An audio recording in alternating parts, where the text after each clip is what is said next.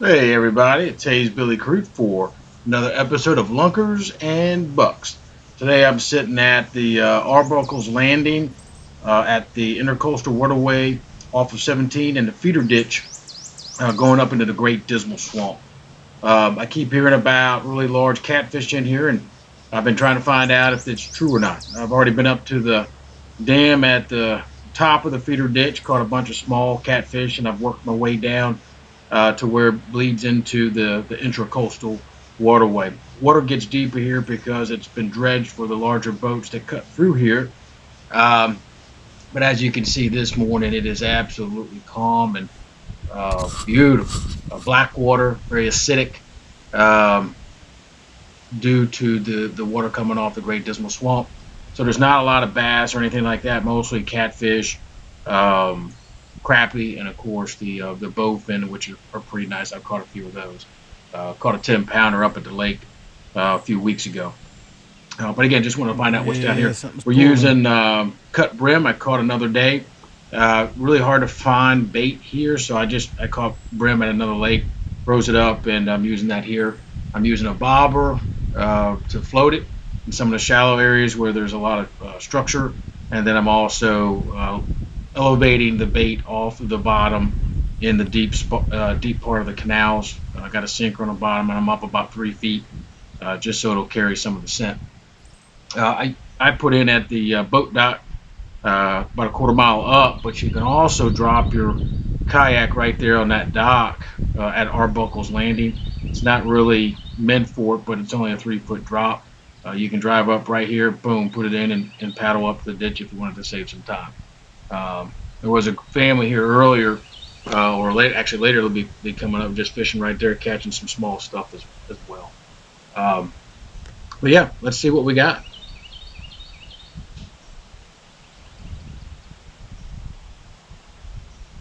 One of the things I always found interesting was this water unfortunately has a lot of mercury in it. At least the signs used to be there. The signs aren't there anymore, but I'm not sure I'd actually eat the fish.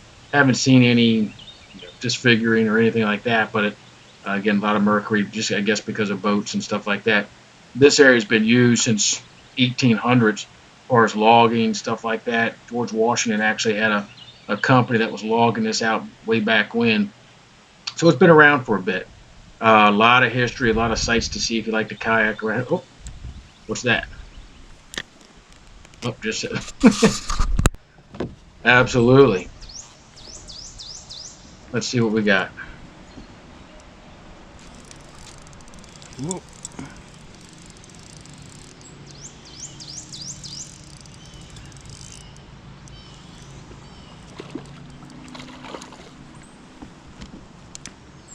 I'm using really light tackle, so even the small stuff like this one right here feels like a whale.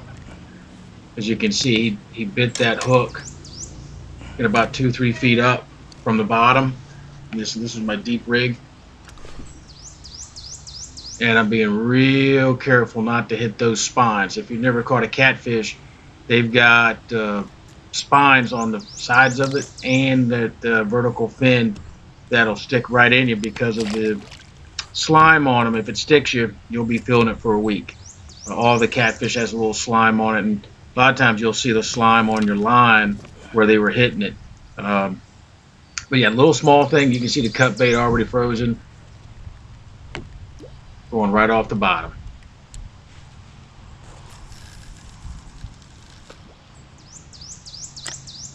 You can see the feeder ditch right off to the right. Looking straight ahead, that's the Intercoastal Waterway.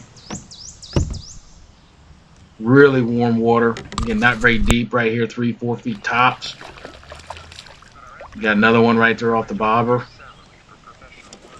When I try to put in right there at the on the edge, it'll get hung up on everything. The bobber off the bottom helps out quite a bit. Usually while I'm fishing, if you notice, I had the Kindle. I'm listening to some form of book.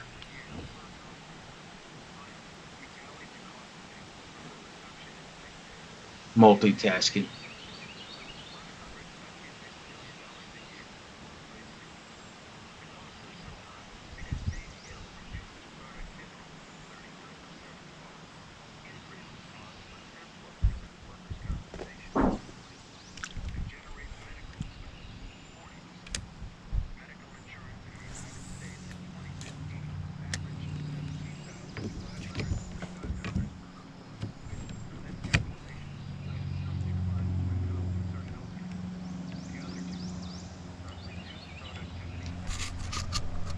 The bugs aren't bad out here. I usually wear my long sleeves, long pants, just in case.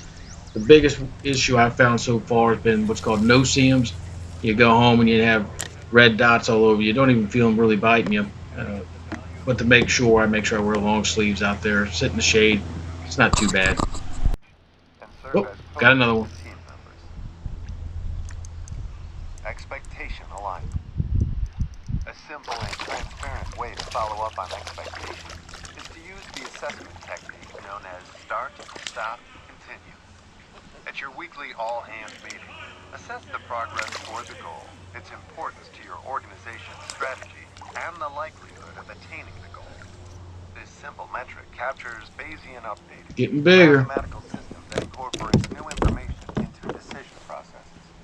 Sometimes an inability to hit weekly milestones is a sign that a project should be stopped before it is completed.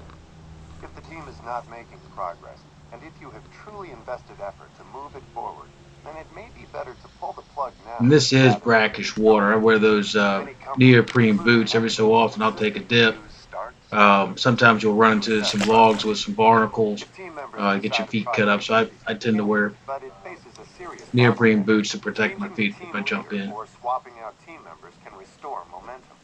For many reasons, a team's best efforts sometimes do not produce results. When teams are regularly formed and reformed, colleagues expect to change work groups regularly. This is a valuable way to cross-train individuals, and it invests in their professional growth. More on this in Chapter 8. Colleagues need... Yep. About noon, I went ahead and moved to the other side directly opposite of where I was. Popped a couple more. You can see the dock on the other side. It's actually used by a government organization. A lot of stuff goes on down here. Really cool place. If you get a moment, please like and subscribe. I really like doing this. The more subscribers I get, the more I can do it. Um, Next up is going to be Stumpy Lake Natural Area in Virginia Beach. That's coming up. Some good catfish over there for sure. A lot of big carp. Going to be fun. Thank you for watching Lunkers and Bucks. He's Billy Crew. Thank you.